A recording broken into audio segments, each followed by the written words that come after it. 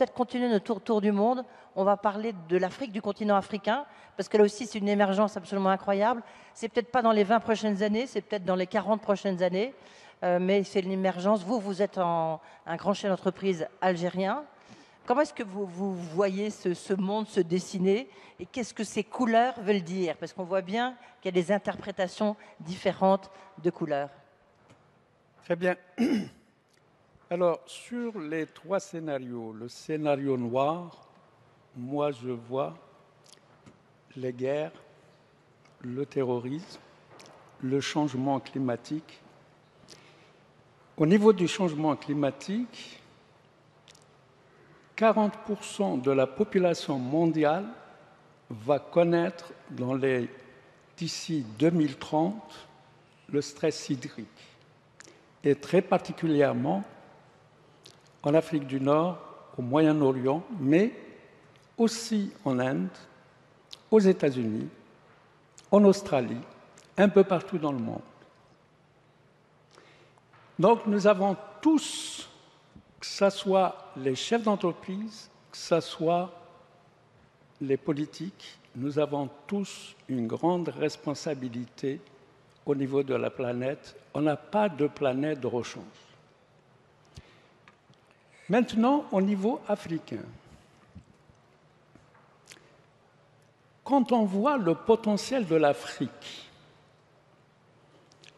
avec 26% de la surface terrestre, mais qui n'a que 3% du PNB, et avec 16% de la population mondiale. Ce qui est aussi à inscrire au niveau des points noirs actuellement, c'est le flux migratoire que l'Europe connaît. Et ce flux migratoire, les Européens pensent l'endiguer en mettant des barrières. Moi, je pense que la solution n'est pas là. D'autant plus que l'Afrique, aujourd'hui, et dans les 30 prochaines années, va connaître une croissance démographique les plus importantes au niveau mondial. 40% de la croissance démographique se trouvera en Afrique. 40% de la croissance mondiale se trouvera en Afrique.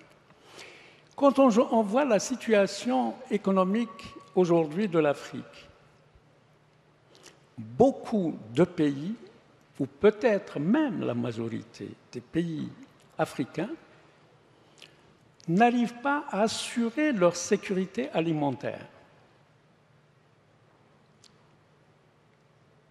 Il est évident aujourd'hui que les jeunes Africains veulent y aller vers les pays développés. Pour moi, la solution, elle existe et c'est possible, elle est à la portée de tout le monde. Que ce soit des Européens, que ce soit des pays africains. C'est un plan Marshall pour l'Afrique. Si on veut endiguer l'immigration sur l'Europe, il faut un plan Marshall pour l'Afrique. Et je dirais, ce n'est pas les entrepreneurs qui manquent, qu'ils soient européens ou africains.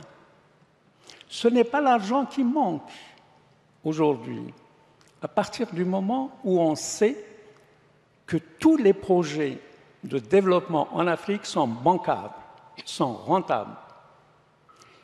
D'autant plus, ça va créer un grand marché aux portes de l'Europe. Si on faisait ce plan Marshall dans l'éducation, les infrastructures ferroviaires, routières, portuaires, le continent africain peut non seulement s'autosuffire au point de vue sécurité alimentaire, parce que quand on regarde l'Afrique par rapport au continent américain, ils sont pratiquement les mêmes reliefs et le même climat. Alors qu'on sait aujourd'hui, pour beaucoup de produits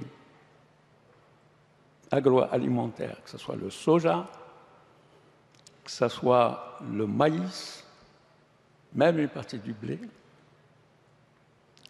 les plus grands pays, en dehors de quelques pays européens, les plus grands pays producteurs et fournisseurs du monde entier, y compris pour la Chine, par exemple le soja, ils viennent des États-Unis, ils viennent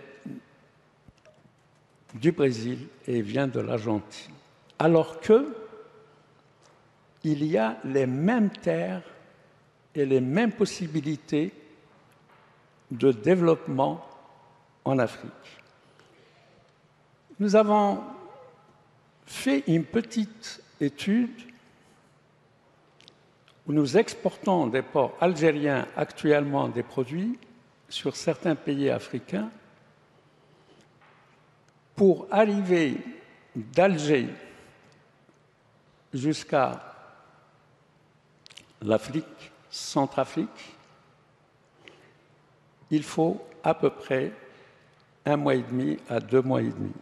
Alors qu'avec un réseau ferroviaire entre un port algérien jusqu'à Centrafrique, c'est moins de 36 heures.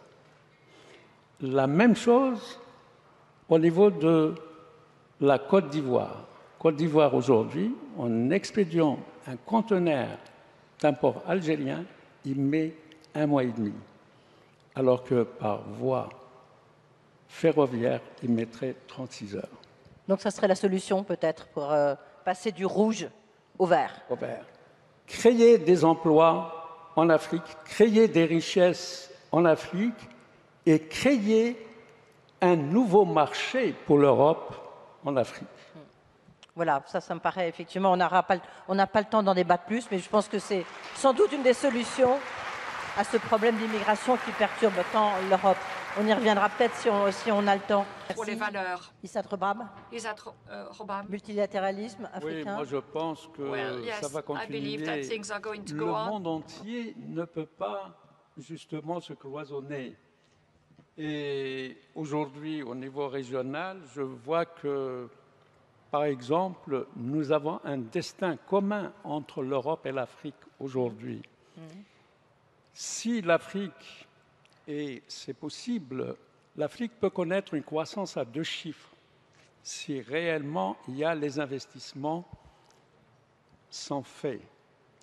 D'autant plus avec les nouvelles technologies aujourd'hui qui sont développées un peu partout dans le monde, notamment notre entreprise, l'entreprise Cevital, nous avons développé tout à fait une nouvelle technologie dans notre centre de recherche et développement en Allemagne pour répondre justement à la problématique de l'eau au niveau de la planète.